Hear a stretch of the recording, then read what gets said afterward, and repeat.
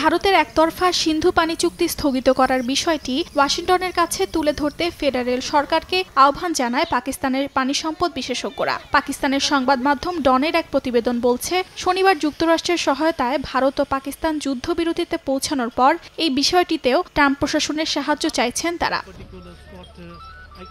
সিন্ধু পানি চুক্তির আওতায় ভারত রাভি, বেয়াস ও শতদ্রু নদীর পানি ব্যবহার করতে পারে, আর পাকিস্তানের অধিকার রয়েছে সিন্ধু, ঝেলাম ও চেনাব নদীতে। সিন্ধু পানি বিষয়ক সাবেক কমিশনার সৈয়দ জামাত আলী শাহ বলেন, যুদ্ধবিরতি প্রথম ধাপ মাত্র।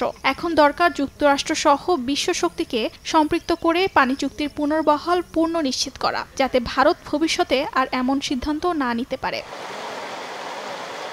এদিকে পাঞ্জাব সরকারের এক জ্যেষ্ঠ কর্মকর্তা জানান, পানি প্রবাহে কোনো বাধা না থাকায় সব নদী স্বাভাবিক গতিতেই প্রবাহিত হচ্ছে। পাকিস্তানের পানি ও বিদ্যুৎ উন্নয়ন কর্তৃপক্ষের সাবেক সদস্য জাওয়েদ লতিফ বলেন, অবিলম্বে মার্কিন প্রশাসনের সঙ্গে আলোচনা করা উচিত পাকিস্তানের, যাতে 24 এপ্রিলের একতরফা ও অবৈধ সিদ্ধান্ত ভারত তুলে নেয়। কারণ 1960 সালের এই চুক্তি ছিল দুই দেশের মধ্যে সবচেয়ে কার্যকর ও টিকে থাকা চুক্তিগুলোর একটি। এদিকে ভারত সরকারের একটি সূত্রকে উদ্ধৃত করে বার্তা সংস্থা রয়টার্স জানায়, কয়েকদিনের প্রাণঘাতী সংঘর্ষের পর যুদ্ধবিরতির চুক্তি সত্ত্বেও পানি বণ্টন চুক্তি এখনও স্থগিত রেখেছে দিল্লি।